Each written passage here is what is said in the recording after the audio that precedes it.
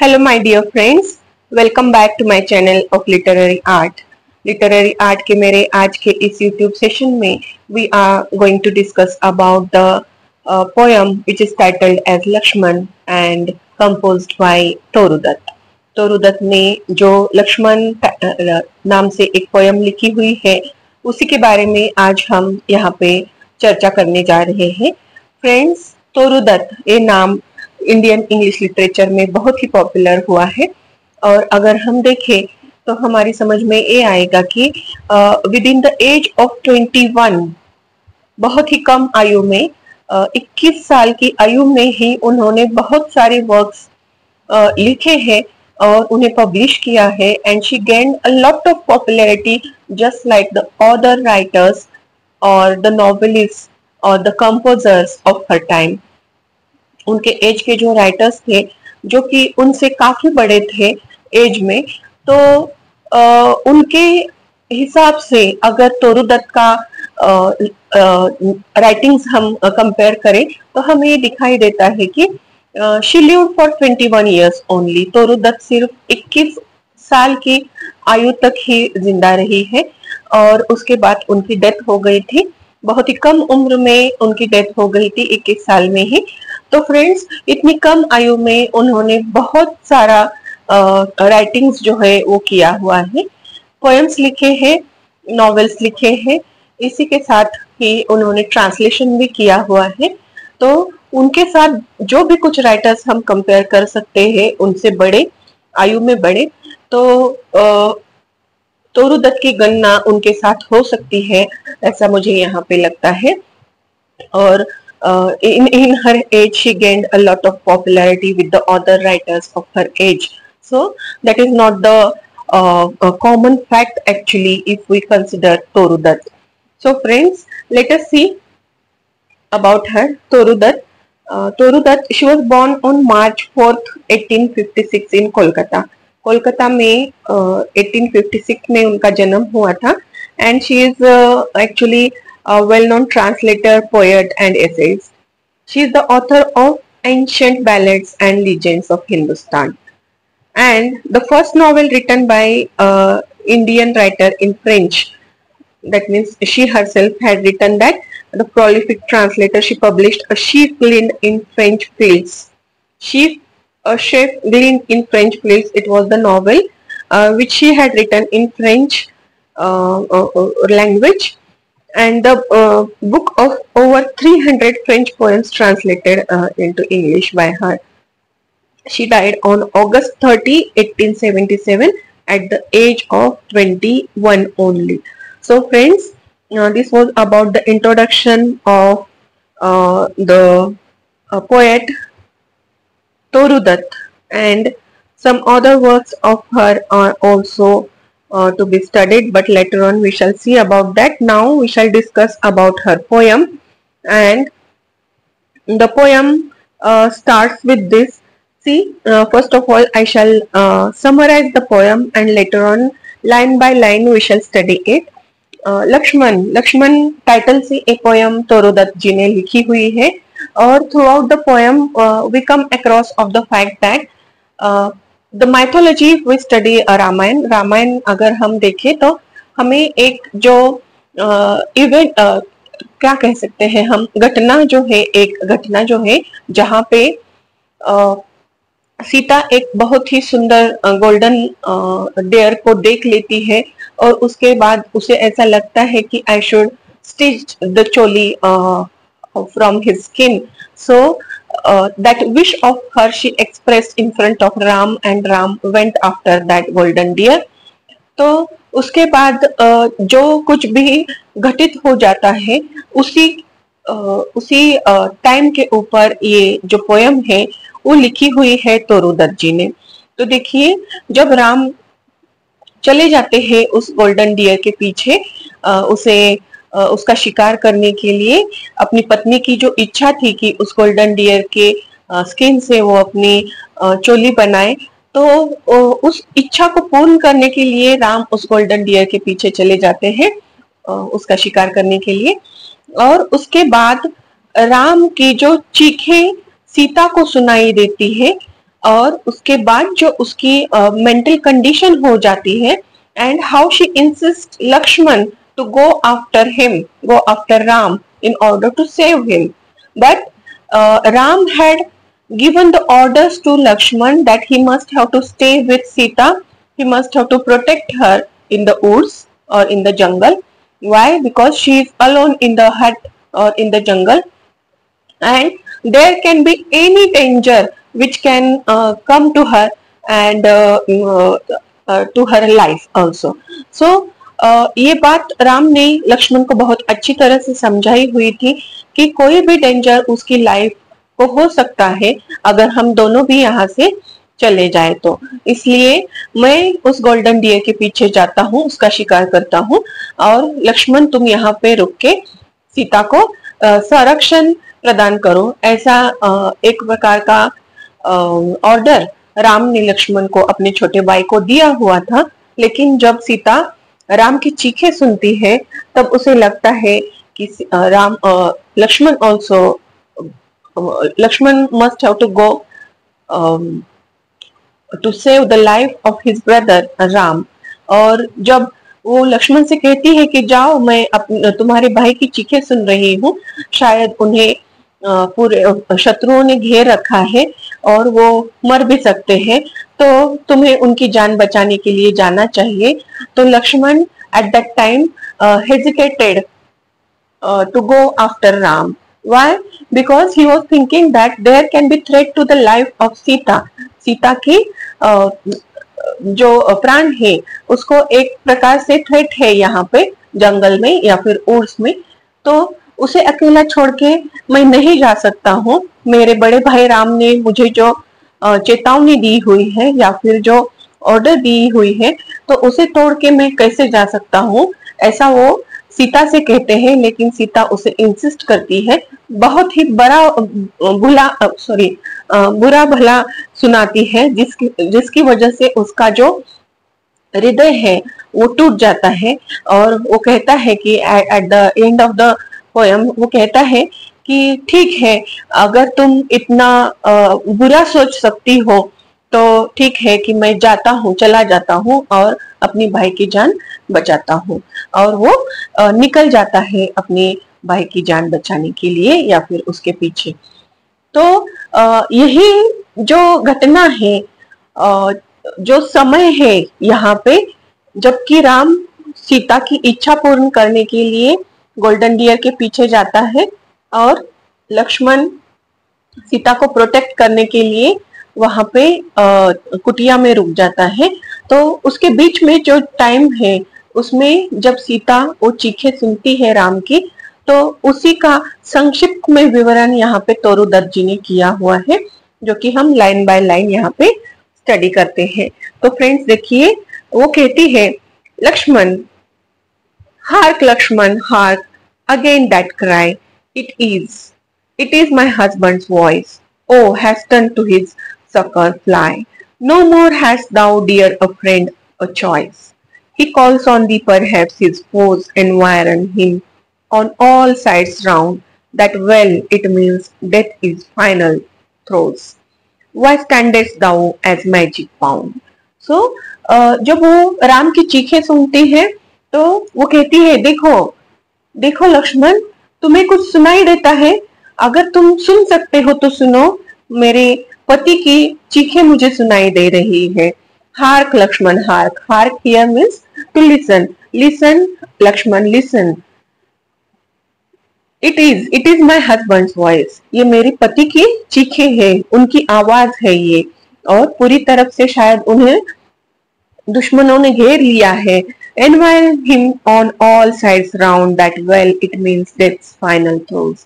तो वो यहाँ पे कहती है कि उन्हें शायद मृत्यु आ रही है, इतनी विदारक चीखें हैं उनकी, तो मुझे ये सहन नहीं हो रहा है और तुम्हें कहीं ना कहीं पे उनकी जान बचाने के लिए या फिर उनके प्राण बचाने के लिए उनके पीछे जाना चाहिए। Is this a time for thought or greed? Thy bright sword on take thy bow, he hears not any word, evil hangs over us I know, swift in decision prompt indeed, Brave unto rashness, can this be the man to whom all looked at need? Is it my brother that I see? अब वो कहती है, वो देखती है कि लक्ष्मण ये सब कहने के बाद भी नहीं हिल रहा है, तो वो कहती है कि अपना धनुष उठाओ, अपनी जो क्या कह सकते हैं हम उसे, बाण जो रखे हैं, तो वो बो उठाओ और उन्हें लेके तुम यहाँ से जल्दी से चले जाओ। तुम इतने शूरवीर हो कि तुम जाके अपने भाई के प्राण बचा सकते हो। तो देखिए वो कहता है, Oh no, and I must run alone, for further here I cannot stay. Art thou transformed to blind dumb stone? Wherefore this impious strange delay? That cry, it seems to ring still in my ears. I cannot bear suspense. If help we fail to bring, his death at least we both can share. तो वो यहाँ पे कहती है कि तुम क्या डम हो गए हो, ब्लाइंड हो गए हो, you are behaving like a blind dumb stone. तुम क्या एक ब्लाइंड डम स्टोन, तुम्हें कुछ दिखाई नहीं देता है क्या? तुम कुछ बोल नहीं रहे हो, तुम ऐसा क्यों कर रहे हो? ऐसा वो कहती है, मैं तुमको बार बार ये कह रही हूँ कि जाओ, तुम्हें जो चीखें मुझे सुनाई दे रही है, तुम्हें सुनाई क्यों नहीं दे रही है? तुम्हें दिखाई नहीं दे रहा है कि मैं तुम्हें क्या कह रही हूँ? तुम अपना धनुष बाण उठाओ, अपने बाण लेके तुम यहाँ से निकल जाओ। और मैं इतना तुमको इंसिस्ट कर रही हूँ, तुमको बोल रही हूँ, फिर भी तुम यहाँ से नहीं जा रहे हो, तो इसका मतलब है कि तुम्हें कुछ अच्छा लग रहा है क्या? वो ऐसा कहती है, ओ calm thyself, my Dehi queen. No cause is there for any fear. Hast thou this prowess never seen? Wipe off for shame that dastard tear. What being of demonian birth could ever brave his mighty arm? Is there a creature on earth that dares to work our hero harm? तो उस पर लक्ष्मण क्या कहता है, देखिए, ओ काम thyself Videhi queen. Vaidehi ऐसा भी एक नाम है जो सीता को हम बुला सकते हैं। वैदेही इस नाम से भी हम सीता को बुलाते हैं। तो वैदेही क्यों? तो यहाँ पे वैद जो है वो अर्थ को कहा गया है, फरो को कहा गया है, और हान दैट इज द अर्थ। तो जो अर्थ से निकली हुई है, फरो में से, या फिर क्या कह सकते हैं हम हिंदी में, in order to fertile the land, when the farmer is doing that his farming, तो उसे हम यहाँ पे वेद कहते हैं। फरो से जब लैंड को फर्टाइल बनाया जाता है तो उसी को हम यहाँ पे वेद कहते हैं, या फिर फरो को वेद कहते हैं। तो फ्रेंड्स, वो कहती है कि और एक बात है कि किंगडम वेदाहन जो है, उसके जनक जो थे वो राजा थे, तो इसी के वजह से भी सीता को वैदेही कहा गया है। तो फ्रेंड्स, वो यहाँ पे सीता को सीता नहीं बुलाते हैं और वैदेही बुलाते हैं, और कहते हैं कि ओ काम thyself वैदेही क्वीन। वो कहते हैं कि विदेही क्वीन, तुम शांत हो जाओ, क्योंकि तुम्हें पता नहीं है क्या मेरा भाई कितना शूर है, कितना धैर्यशील है, और उसकी ताकत का तुम अंदाजा नहीं लगा सकती क्या? उसने शिव धनुष को उठाया था और तुम्हें पाया हुआ है उसने,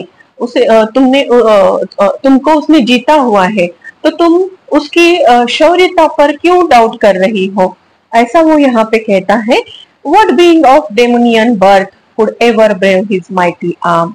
उसकी शौर्यता पर तुम्हें क्यों यहाँ पे एक संदेह है, तुम्हारे मन में संदेह क्यों उत्पन्न हो रहा है?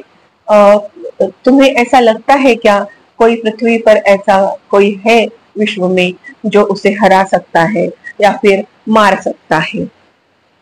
The lion and the grizzly bear cower when they see his royal look. Sun-staring eagles of the air his glance of anger cannot look. Pythons and cobras at his trade to their most secret coverts glide, brought to the dust each serpent head, erect before in hooded pride. तो यहाँ पे वो कहता है किसी भी प्रकार का कोई सिंह या फिर शेर या फिर कोई बियर उसे किसी भी प्रकार से हानि नहीं पहुंचा सकता है. He has a royal look, एक बहुत ही उम्दा लुक लेके वो चलते हैं. जहाँ पे ईगल्स जो है या फिर जो सन है, सॉरी जो ईगल है तो sun staring eagles of the air his glance of anger can not good. तो जो ईगल है वो सन को स्टेयर करता है, वो भी उनकी जो नजर है उनकी नजर को नहीं देख सकता है. इस प्रकार की तीक्ष्ण नजर है राम की. और लायन और बियर भी उनके सामने उनकी शौर्यता कुछ नहीं है. पाइथन्स और कोबराज भी उनको सल्यूट करते हैं. तो मेरे ऐसे इस शूरवीर भाई पर तुम संदेह क्यों कर रही हो, ऐसा वो कहते हैं. He called for help, canst thou believe? He like a child would shrike for aid, or pray for respite or reprieve. Not of such metal is he made. Delusive was that piercing cry, some trick of magic by the foe. He has a work, he cannot die. Beseech me not from hence to go. और लक्ष्मण यहाँ पे कहता है मुझे you don't compel me to go after him.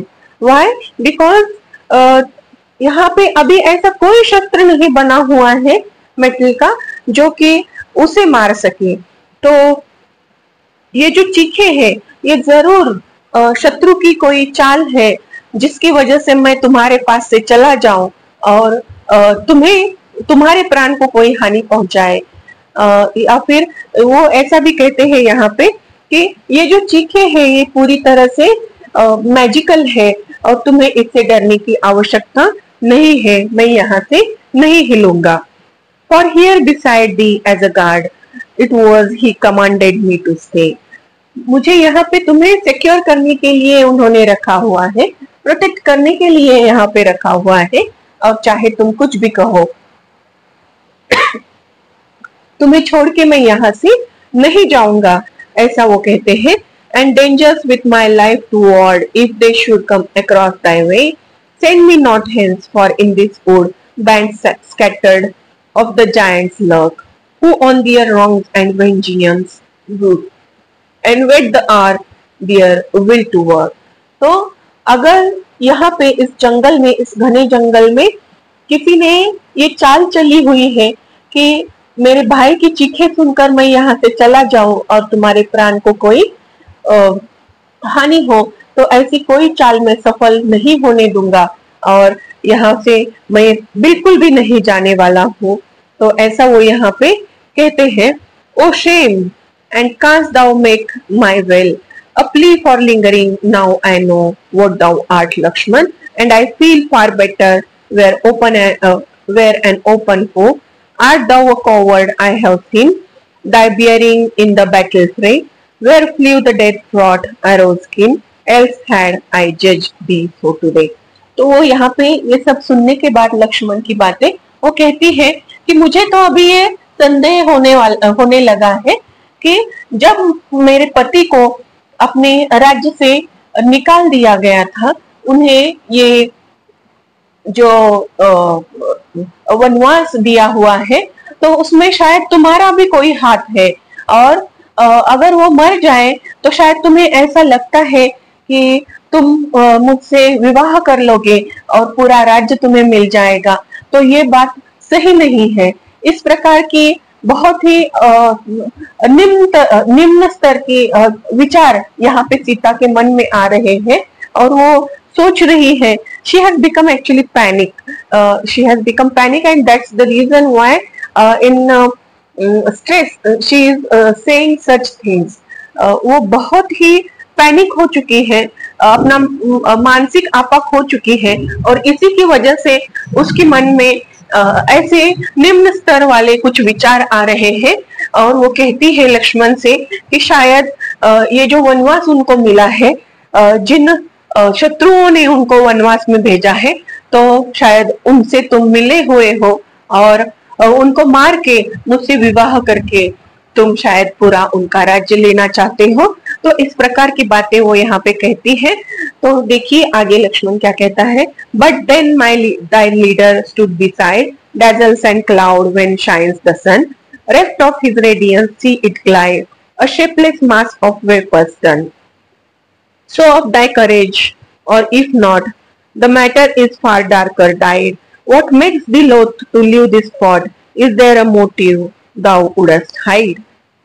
He perishes, well, let him die. His wife henceforth shall be mine own. Can that thought deep embedded lie within thy heart's most secret zone? Search well and see, one brother takes his kingdom, one would take his wife, a fair partition, but it makes me shudder and abhor my life. तो वो यहाँ पे कहती है कि तुम्हारा भी ऐसा कोई मन है क्या कि तुम्हारा भाई मर जाए, शत्रु वहां पे आए, शत्रुओं से वो घिरा हो और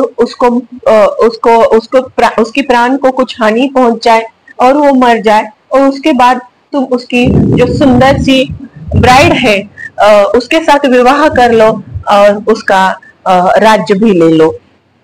तो ऐसा मैं नहीं होने दूंगी, क्योंकि मैं जानती हूँ तुम्हारी इस विचार से मैं नफरत करती हूँ। I detest, I abhor your thinking, ऐसा वो यहाँ पे कहती है। Art thou in secret league with those who from his hope the kingdom rent, a spy from his ignoble foes to track him in his banishment, and wouldst thou at his death rejoice? I know thou wouldst, or sure are now. When first thou heardest that well-known voice, thou shouldst have to run to aid, I know. तो यहाँ पे ऐसा भी कहती है कि तुम्हें अगर उसके राज्य में बहुत ही इंटरेस्ट है, मुझ में इंटरेस्ट है, तो ये नहीं हो सकता है, ये कभी भी मैं होने नहीं दूंगी। उनको जो राज्य से निकाल दिया गया है, उनको जो वनवास मिला है, अगर इस कॉन्स्पिरेसी में तुम्हारा हाथ है तो ये बहुत ही गलत बात है, ऐसा भी वो यहाँ पे कहती है। और वो कहती है कि अगर तुम अपने भाई से वाकई में बहुत ज्यादा प्रेम करते हो या फिर उनका आदर करते हो, तुमको ऐसा लगता है कि उनकी प्राण को किसी भी तरह की हानि नहीं होनी चाहिए, तो शायद उनकी पहली चीख पे ही तुम उनके प्राण बचाने जाते, लेकिन तुमने ऐसा कुछ भी नहीं किया है और तुम नहीं गए हो। इसका मतलब ये है कि उनको वनवास भुगतने के लिए जिन जिन लोगों ने प्रयास किए थे उसमें तुम भी शामिल हो। इस प्रकार के कुछ वाक्य यहाँ पे लक्ष्मण को सीता बोलती है। And she thinks that he must have to run after Ram, he must have to save the life of Ram. She was in despair, वो बहुत ही निराशा में थी, वो बहुत ही पैनिक हो चुकी थी, अपना मानसिक संतुलन खो बैठी थी, और उसी के कारण वो ये सारी जो उनका हृदय चीरने वाली बातें हैं वो लक्ष्मण से कह रही थी। तो दोस्तों आगे देखिए, learn this whatever comes may come, but I shall not survive my love, of all my thoughts here is the sum, witness it gods in heaven above, if fire can burn or water drown, I follow him, choose what thou wilt, truth with its everlasting crown, or falsehood, trickery and guilt. Learn this, remain here with a vain pretense of shielding me from wrong and shame, or go and die in his defense and leave behind a noble name. Choose what thou wilt, I urge no more, my pathways lies before me clear, I did not know thy mind before, I know thee now and have no fear. तो यहाँ पे वो कहती है कि जो कुछ भी विपदाएं आए, यहाँ पे स्वर्ग में बैठे हुए जो परमेश्वर है, ईश्वर है, वो सभी देख रहे हैं कि किसी भी प्रकार की अग्नि मुझे नहीं जला सकती है या फिर कोई भी प्रलय मुझे नहीं डुबा सकता है, इतनी ताकत मुझ में है। तो तुम्हें अभी और इसी वक्त तुम्हारे भाई के प्राण बचाने के लिए जाना चाहिए। मैं अपना संरक्षण खुद कर सकती हूँ, और truth with its everlasting crown और फॉल्सहुड, ट्रिकरी एंड गिल्ट, और अगर मुझे कुछ हो जाए तो इसका कोई भी गिल्ट तुम पर नहीं रहेगा। कोई भी प्रलय मुझे डुबा नहीं सकता, कोई भी अग्नि मुझे जला नहीं सकती। Better way you go and save the life of your brother. और अगर तुम्हें ऐसा लगता है कि मुझे मेरे भाई के प्राण बचाने नहीं जाना है तो remain here with pretence of shielding me from wrong and Shem. तो वो कहती है तो खड़े रहो यहाँ पे, मुझे बचाने के या फिर मुझे संरक्षण प्रदान करने के कारण को लेके मुझे तुम यहाँ पे खड़े रहो और मुझे संरक्षण प्रदान करो। लेकिन ये जो है कोई नोबल आदमी नहीं कर सकता है जो कि अपने भाई के प्राणों की चीखें सुनते हुए भी अगर वो खड़ा रहे तो वो शूरवीर नहीं है, ऐसा वो कहती है। आई अर्ज नो मोर, मैं तुम्हें इंसिस्ट नहीं करूंगी, तुम जाओ ना जाओ फिर भी मैं तुम्हें इंसिस्ट नहीं करूंगी। I did not know thy mind before, और वो कहती है कि मुझे नहीं पता था कि तुम इतने कॉवर्ड हो, इतने शेमलेस हो, और इसीलिए शायद तुम यहाँ पे खड़े हुए हो। She said and proudly from him turned. Was this the gentle Sita? No. Flames from her eyes shot forth and burned. The tears therein had ceased to flow. Hear me, O queen, ere I depart. No longer can I bear thy words. They lacerate my inmost heart and torture me like poisoned swords. तो ये सब बातें सुन के कि अपने भाई की पत्नी जो है जिसे वो माता समान देखते हैं, तो जब कहती है कि तुम अपने भाई के प्राण बचाने को इसलिए नहीं जा रहे हो क्योंकि तुम चाहते हो कि तुम्हारा भाई मर जाए, उसकी पत्नी से तुम्हारा विवाह हो जाए और उसका पूरा जो साम्राज्य है वो तुम्हें मिले। तो ये सारी बातें जो है वो बहुत ही विदारक थी। उनका जो हृदय था वो चीरने लगा था, उनको बहुत ही दुख हुआ था। It gave long lasting pain to the heart of Lakshman, and that is the reason why now he thinks that anyhow I have to go. और वो कहता है कि बस करो अब सीता, तुम ऐसी भी बातें बोल सकती हो, ऐसा कुछ सोच सकती हो, ये मैंने कभी सोचा भी नहीं था। तो तुम्हारी अगर इच्छा है कि मैं यहाँ से चला जाऊं और अपने भाई के प्राण बचाऊं तो मैं यहाँ से चला जाता हूँ, लेकिन तुम जो ऐसी मेरी हृदय चीरने वाली बातें कह रही हो अब वो मत कहो, ये मुझे जहरीली तलवार की तरह चुभ रही है। Have I deserved this at thine hand of lifelong loyalty and truth? Is this the need? I understand thy feelings, Sita, and issue thy blame denote, but thou mightest be less rash in judgment. Look, I go. Little I care what comes to me. Wert thou but safe, God keep thee so. और वो कहता है कि बस करो अब, ये बातें मुझे सहन नहीं हो रही है। I will go to save the life of my brother, but I know that he is not coward and he is a very brave person. Whoever comes in this wood, he can, or that person, or maybe that animal, or maybe that creature, whoever comes to hurt him, he will not be able to hurt my brother because he is a noble person and he is the mightiest person in the whole world. So तुम्हारे कहने पर मैं यहाँ से जा रहा हूँ, लेकिन मुझे पता है कि कोई भी उसका बुरा नहीं कर सकता है, कोई भी उसे नुकसान नहीं पहुंचा सकता है, कोई भी उसे नहीं मार सकता है। लेकिन तुम कह रही हो तो मैं जा रहा हूँ, लेकिन मैं ईश्वर से प्रार्थना करता हूँ कि वो तुम्हें सेफ रखे, संरक्षित करे। In going hence I disregard the plainest orders of my chief. I did a deed for me, a soldier hard and deeply painful, but thy grief and language, wild and wrong, allow no other course. Mine be the crime and mine alone. But oh, do thou think better of me from this time. वो कहता है कि तुम अगर चाहती हो तो मैं यहाँ से चला जाता हूँ, लेकिन मेरे भाई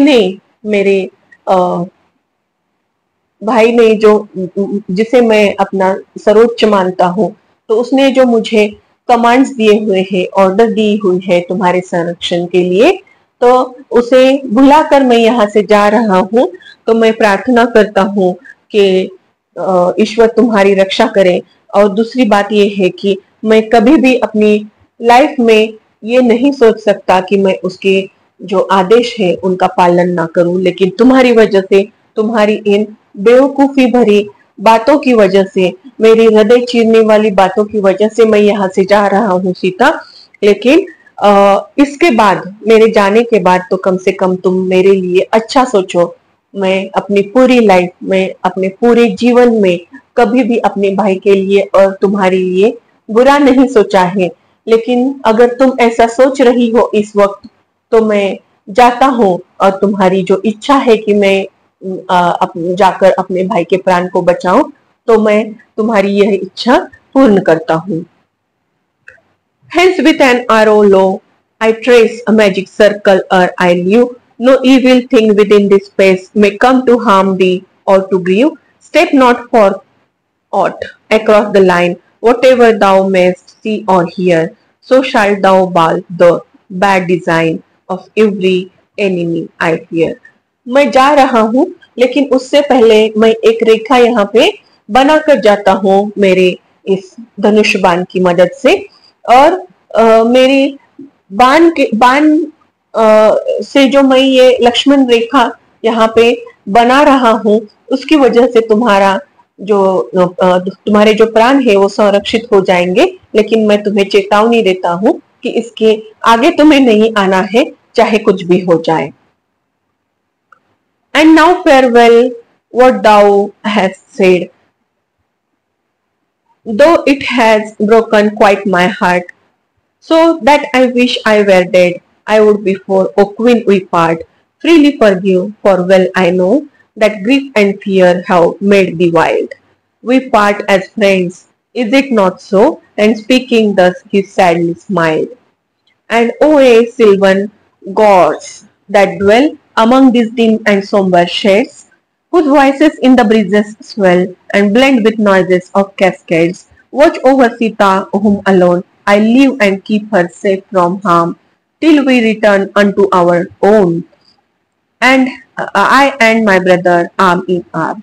तो वो एक लक्ष्मण रेखा खींचता है अपने धनुष बाण से, और वो सीता को चेतावनी देता है कि इस लक्ष्मण रेखा के बाहर तुम्हें नहीं आना है। फिर वो अपने हाथ उठा के उस जंगल को, उस ऊड़ को, he prayed to the woods and उसने जंगल को और उसी के साथ उस जंगल के भगवान को, ईश्वर को, उसने प्रार्थना की है कि मेरी सीता को, माता जैसी सीता को सेफ रखे। उसी के साथ वो कहता है कि यहाँ पे जो कैस्केड्स है उनको भी मैं प्रार्थना करता हूँ कि मेरे सीता सीता का ध्यान रखे, उस पर किसी भी प्रकार की कोई भी विपदा न आनी पाए। और जब तक मैं और मेरा भाई सेफली घर पे नहीं पहुंचता है, तब तक इस जंगल के ईश्वर को मेरी माता समान सीता का संरक्षण करना है। ऐसी प्रार्थना करके वो यहाँ से निकल जाता है। फॉर दो ill omens round us rise and frighten her dear heart, I feel that he is safe. Beneath the skies his equal is not, and his heel shall tread all adversaries down. Whoever they may chance to be, farewell, O Sita, blessings crown, and peace forever rest with thee. तो वो कहता है कि मुझे कुछ ऐसे अशुभ संकेत आ रहे हैं कि तुम्हारे प्राण को कुछ हानि पहुंच सकती है अगर मैं तुम्हें यहाँ पे अकेला छोड़ दूं। इस आकाश के नीचे, इस जंगल में, घने से जंगल में अगर कुछ विपदा तुम पर आ जाए, तो तुम्हारा संरक्षण करने के लिए यहाँ पे दूसरा कोई भी नहीं है। लेकिन फिर भी मैं तुम्हें आशीर्वाद देता हूँ और ईश्वर से प्रार्थना करता हूँ, इस जंगल के ईश्वर से प्रार्थना करता हूँ, इस कैस्केड से, ये नदियां जो यहाँ पे बह रही हैं, तो उनसे प्रार्थना करता हूँ कि मेरी माता समान सीता का संरक्षण करे। और मैं यहाँ से अब विदा लेता हूँ। तो आगे वो कहते हैं, he said and straight his weapons took. His bow and arrows pointed, keen, kind, indulgent. Was his look. No trace of anger there was seen, only a sorrow dark that seemed to deepen his resolve to dare all dangers. Hoarse the vulture screamed as out he trod with dauntless air. तो friends, ऐसा कहने के बाद वो अपना धनुष बाण और अपना धनुष का जो बॉल है वो उठा लेता है, अपने धनुष को उठा लेता है, अपने एरोज को उठा लेता है और वो निकल पड़ता है अपने भाई के पीछे।